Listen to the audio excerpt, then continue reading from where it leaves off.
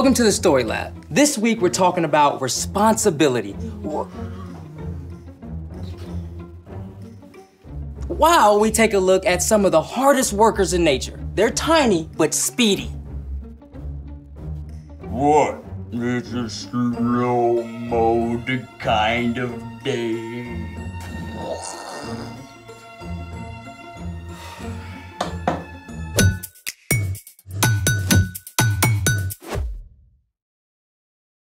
Hey, I'm Carter. And I'm Zeke. We're talking about responsibility, which is showing you can be trusted with what is expected of you. Okay, what's with the slow-mo? Winter break was so awesome. Sleeping in every day, no place to go. And then, bam! Back to school, homework, activities, chores, even though it's only been a couple of weeks. It's too much. I want to go back to doing nothing. Yeah, I get that. I'm stuck in vacay slow mode. Dude, same. I'm doing this House of Cards competition with my cousins, but I can't seem to get it off the ground. Oh, that's so cool. I would totally live there. Yeah, well, I'm good at sketching ideas. Building, not so much. Persistence, my friend. Dude, I've tried this 37 times. But you lack expertise. Oh, you're the expert? Well, my grandpa's the hardest working guy I know, and he's taught me everything he knows about building anything.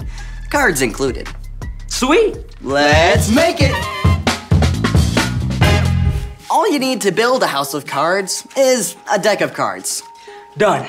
Oh, hey, is that Cyrus on your cards? Best dog ever. He's been in the family almost as long as I have. Well, show me what you got so far. Okay. I start like this.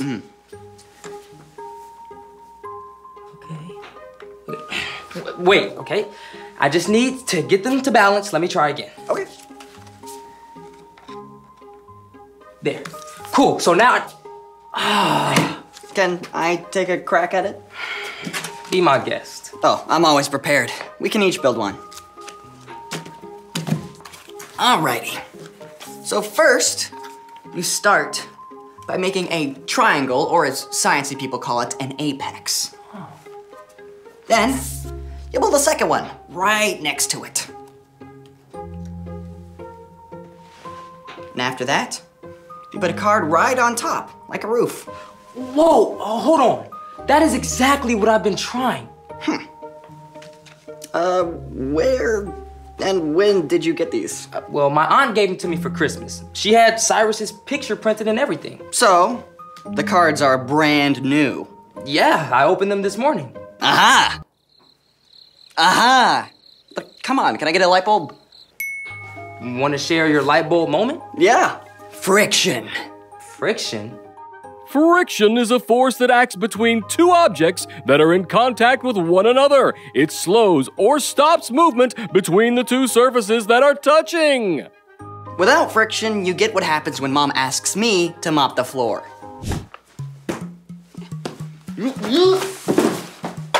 So, without friction, stuff slides? Yep, and your playing cards are brand new and slick. So, no friction. So, if I want to build a house that sticks, I need to wear these out. Or, just use some of mine. Let's get to work. Speaking of work, it's time for... The story before the story. Today, we're in the book of Proverbs, which is full of wise sayings. Many of these came from King Solomon. Solomon became king at a very young age. He was worried about how he could lead without much experience. One night, God spoke in a dream and told Solomon he could have any gift he wanted. Solomon could have asked for money or power, but instead, Solomon asked God for wisdom so he could be the best leader for his people. God listened and honored Solomon by making him the wisest man on earth. Many of the things Solomon learned and said were written down together with other wisdom. The sayings called Proverbs are short sentences or stories that help people make wise decisions in their everyday lives, which is where our story starts. Take it away. Hey everyone, I'm Brian. Did you know that God designed all of us, every single person, for good work? It's actually one of the first things we discover in the Bible. The first thing God did after creating the world and then Adam and Eve was to give them the amazing job of caring for creation. Our job is to love God and love others. And there are so many different ways we can do that. But you know, it often takes hard work. And in Proverbs, we find some unlikely role models for hard work. Ants. That's right. Those creepy crawlies that most people try to step on, they're rock stars. Did you know an ant can lift up to 50 times its weight? And for every human on Earth, there are 1 million ants? Okay, maybe don't think about that part too much. But ants are fascinating, and there's a lot we can learn from them. In Proverbs 6, we read, "You people who don't want to work, think about the ant. Consider its ways and be wise. It has no commander, it has no leader or ruler." Ants show us how to work. Ants don't need anybody to tell them what to do.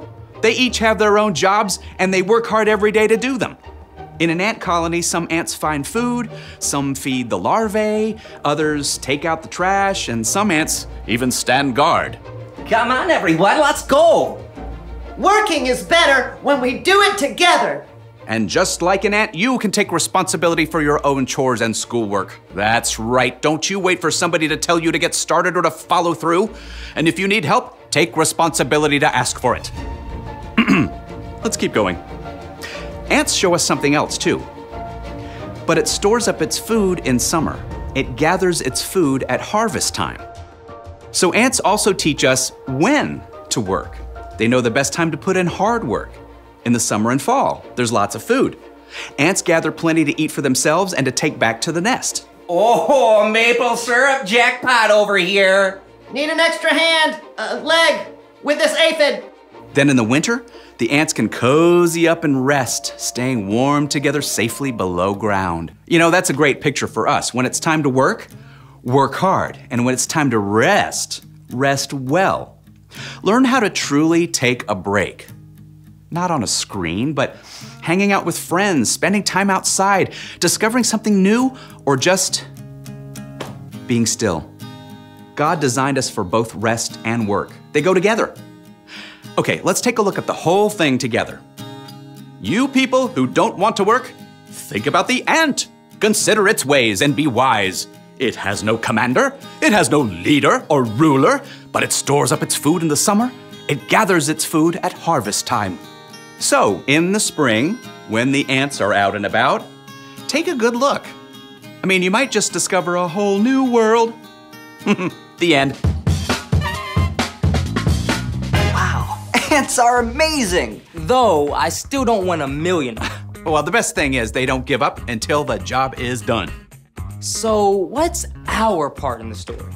Well, one of the reasons ants are awesome is because no one has to tell them to work hard. They know what to do and they do it. You mean they anticipate? Yeah, well, you know, they actually do. In fact, Jesus is the most incredible example of what working hard means to us. He came to rescue us, and he followed through to the very end.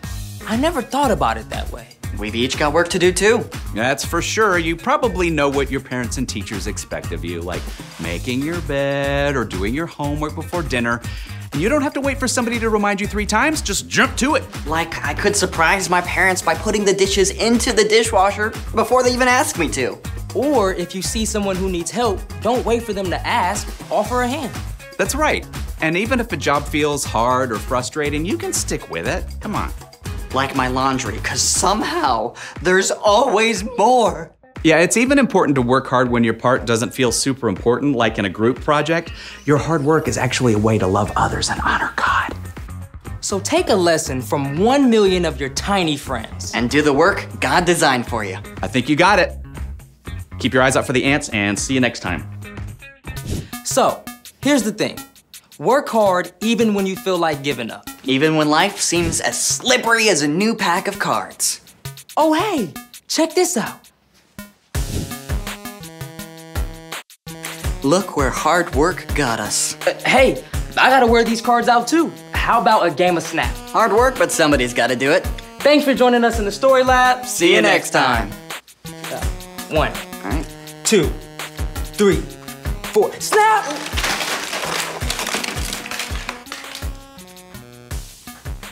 That took 4 hours.